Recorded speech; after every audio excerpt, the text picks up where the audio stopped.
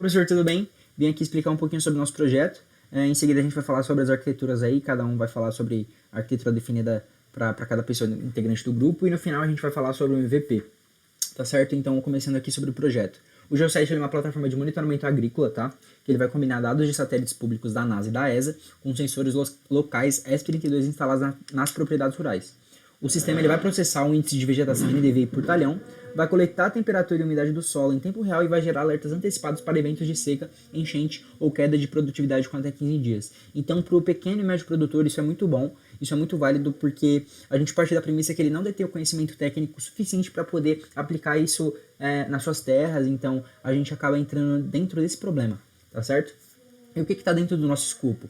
O sistema ele abrange o cadastro de produtores, propriedades e talhões, a coleta contínua de dados por sensores ESP32, via HTTP REST, o processamento de imagens satelitais para cálculo de NDVI, a geração de alertas por fusão de fontes locais e orbitais, o acesso via aplicativo mobile e a persistência completa no histórico do banco, do Oracle. E a infraestrutura ela vai operar em 2 containers Docker na Microsoft Azure, provisionadas por scripts automatizados de Azure CLI, e o sistema ele vai contribuir diretamente com as ODS 2, que é Fome Zero, 8, Trabalho Decente, 9, Indústria e Inovação, e 13, Ação Climática da ONU. Então esse daqui é basicamente o overview do nosso projeto, e agora a gente vai passar aí para a arquitetura, cada um explicando a devida arquitetura aí que a gente tem dentro do nosso projeto, tá certo? A camada de visão de arquitetura identifica 3 stakeholders, sendo eles produtor rural, o técnico agrícola e os avaliadores da FIAP. Seguindo deles, nós temos 4 drivers, ou seja, de produtor rural a gente tem aqui o cobertura de nuvem bloqueia satélites, que também serve para o técnico de agrícola.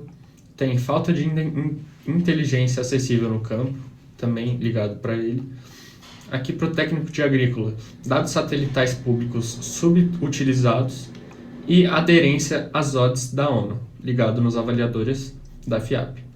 Ligado nesses 4 drivers, nós temos também 4 objetivos, sendo eles a fusão de fontes, acesso simples, antecipação de riscos e rastreabilidade. Além disso, temos 6 requisitos que são a realização dos objetivos, e aqui para finalizar são as 6 constraints que identificam cada requisito. Então a gente tem esse requisito aqui: protótipo S32, fusão entre satélite S32, 2 containers Docker, banco Oracle, App Mobile React Native, API REST Java. E de constraints, IoT sem broker, Mobile React Native, stake obrigatória, deploy em nuvem, banco obrigatório. E o prazo de entrega é o que integra tudo isso, que seria a constraint principal daqui da arquitetura. Bom, professor, agora falando sobre arquitetura de negócio. A arquitetura de negócio ela vai indicar basicamente as 2 localidades de operação do sistema, que seria o campo da propriedade rural, onde vai atuar o produtor USP32, e a nuvem Azure, que seria o North Central US, como está ali, onde opera a API GeoSat. Cada tour associa seu papel, então como pode ver tem um usuário do app, coletador de dados e processador de alertas, e cada papel basicamente é atribuído um dos 4 processos macros, que seriam o cadastro de propriedade, coleta de dados do IoT, processamento de alerta e consulta do histórico. Os processos são compostos por tarefas internas, então são encadeadas com relações de triggering, e então eventos de negócio, novo cadastro de talhão, leitura abaixo de limiar de NDVI em queda, então dispara os processos e cada processo acessa os objetos de negócio correspondentes, então produtor, propriedade, talhão, leitura do sensor e imagem satelital e alerta. Então aqui eu vou explicar rapidamente sobre a arquitetura de sistema. Basicamente ela apresenta para a gente os componentes da aplicação, API de Java, modo satelital, App Mobile, S32 e o banco Oracle e as comunicações entre elas. Cada componente ele realiza os serviços de sua camada. A API Java ela realiza o serviço de autenticação, talhões, leituras, alertas. O modo satelital ele realiza o serviço de NDVI. O App Mobile ele realiza o serviço de consultas mobile. Os serviços de aplicação eles servem os processos de negócio correspondentes, formando a ponte entre as camadas da aplicação e negócio. E os componentes de dados, eles espelham as entidades persistidas e são acessados pelos componentes de aplicação conforme sua responsabilidade, entendeu? E é isso, professor. Basicamente essa é a arquitetura de sistemas e valeu. Oi, professor, tudo bem?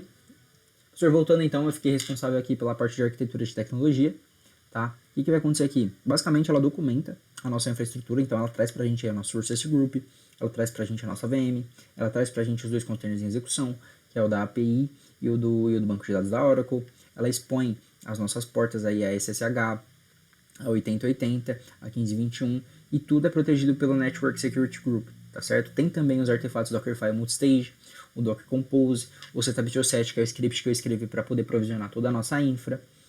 Tem também a .env que vai representar a nossa prática-alvo de segurança, boas práticas, né, no código, só que a gente deixou exposto no Docker Compose para o professor poder avaliar a nossa aplicação. Essas keys aí que estariam na .env caso esse projeto fosse para produção e a gente levasse para frente, tá certo? Então é basicamente isso aqui, é um documento aí de toda a nossa arquitetura aí de tecnologia. E é isso, professor, valeu.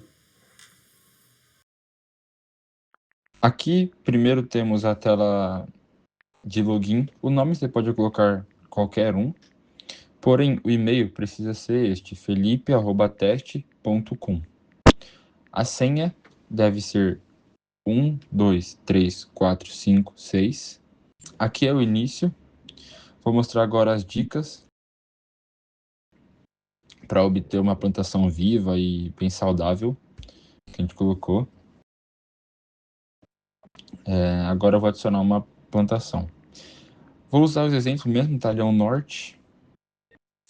Umidade do solo 72 mesmo, temperatura 28.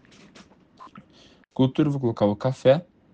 E ali embaixo, está vendo que tem a status da temperatura? Se eu mudar para muito mais, temperatura 100, vai estar risco de seca detectado. E para muito menos, perda total da plantação em casos extremos, muito frio.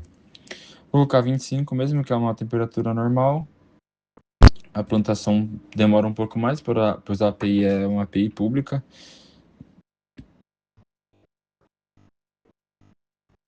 Pronto, plantação salva na API. Ali está o talhão norte. Aqui é o monitoramento via satélite.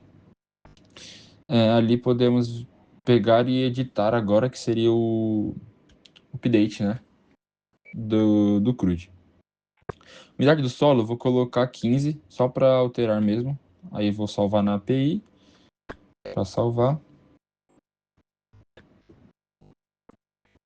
Certo, plantação atualizada. E tá ali 15%. Vou editar mais uma vez, para não ter erro. Vou colocar a temperatura muito alta. Pronto, plantação atualizada na API. Certo, agora vou apagar, que seria o delete, né? Vou apagar aqui agora, plantação apagada da API. Clicando no OK. Agora o monitoramento não tem nada. E aqui é o perfil. Aqui é o início, como eu já tinha mostrado. E é isso, professor. Muito obrigado.